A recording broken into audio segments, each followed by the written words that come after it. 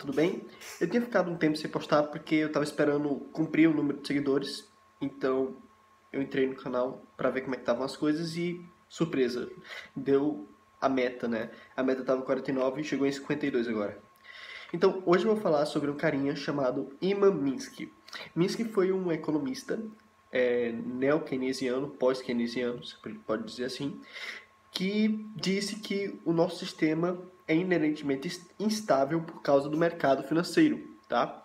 O Minsky disse o seguinte: imagine que uma sociedade ela vai evoluindo, tá? Então você começa com uma sociedade pobre, vamos dizer assim, e ela vai se tornando mais rica, mais rica, mais rica e mais rica. Quando a sociedade vai se tornando mais rica, o que é que isso, que reflexo isso tem nas pessoas e principalmente no mercado financeiro, que é o cerne de toda a questão da teoria da instabilidade financeira de Minsky. O que acontece? Quando você está no período de bonança, a economia está crescendo muito, né? Você tem mais pessoas querendo emprestar dinheiro. Por que você tem mais pessoas querendo emprestar dinheiro? Porque elas acreditam que aquelas pessoas que estão pedindo emprestado vão ter condições de pagar. Por quê? Porque as coisas estão indo tão bem, mas tão bem, que elas não acreditam que essas pessoas não vão ter condição de pagar. Também as pessoas que estão pedindo os empréstimos, não só as que estão dando, vão ter mais incentivos também para pedir os empréstimos. Por quê? Porque elas acreditam que a economia está tão boa, mas tão boa, que certamente elas vão ter condição de pagar. Só que, quando você aumenta a demanda pelos empréstimos e o dinheiro é finito, né, o mercado financeiro precisa arranjar novas maneiras de, de dar dinheiro para os outros, né, de fazer empréstimos. Então ele começa a fazer uma espécie de empréstimos criativos, como os CDOs, como os MBS, e inúmeras outras siglas de economês, que é basicamente juntar vários empréstimos de várias pessoas, alguns de alto risco, outros de baixo risco, juntar tudo num pacote e emprestar para alguma outra pessoa ou um grande investidor ou algo do tipo, tá? E o que Minsky disse foi que quanto mais a economia parecesse estável e quanto mais tudo parecesse estar bem, mais o sistema estaria perto do seu colapso.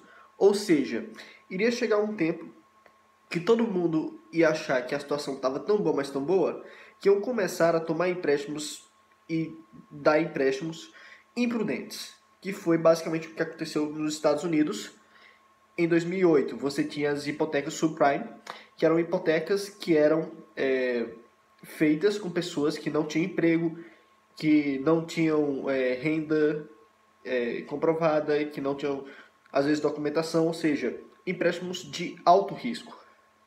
E por que esses empréstimos de alto risco eram tomados, né? Bom, o Minsky, ele diz o seguinte: na primeira fase desse sistema todo, as pessoas costumam tomar empréstimos da seguinte forma: elas tomam o empréstimo com o dinheiro de pagar não só o dinheiro que ela pediu emprestado, mas também os juros. Ou seja, se eu peço R$ 50 emprestados, isso significa que depois de um tempo eu vou ter que pagar os R$ 50 mais os juros, tá? Começa todo esse sistema com as pessoas tendo essa condição quando fazem o empréstimo. Então, seria basicamente assim.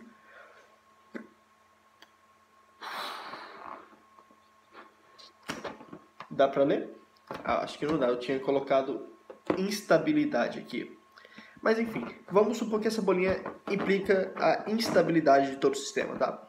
Então, você começa aqui com empréstimos de baixo risco. Por quê? Porque você tem o dinheiro para garantir aquele empréstimo. Só que alguma coisa muito errada acontecer na tua vida, você precisar usar aquele dinheiro. Então, baixo risco, o sistema está funcionando.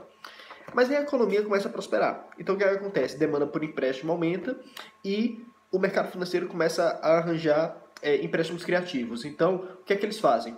Eles colocam no mesmo pacote empréstimos de baixo risco, mas também empréstimos de alto risco. Como seria esse empréstimo de alto risco?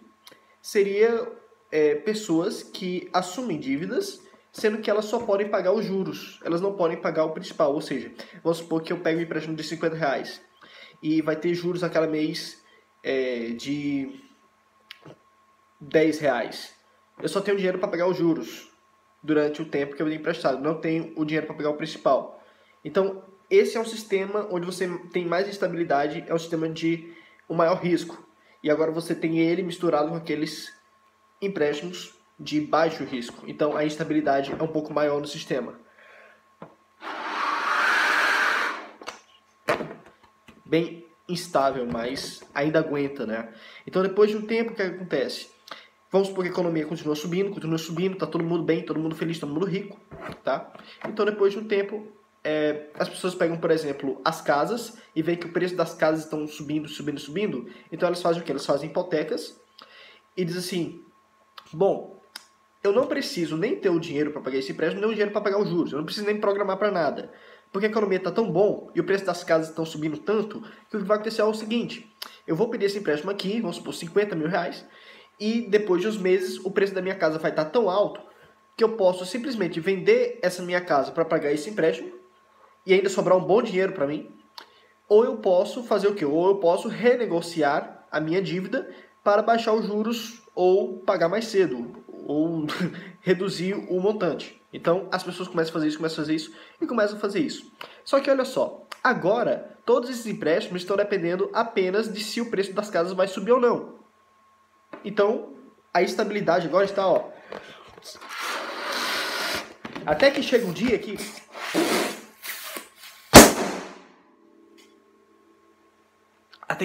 estoura. Aí a economia vai toda pro buraco.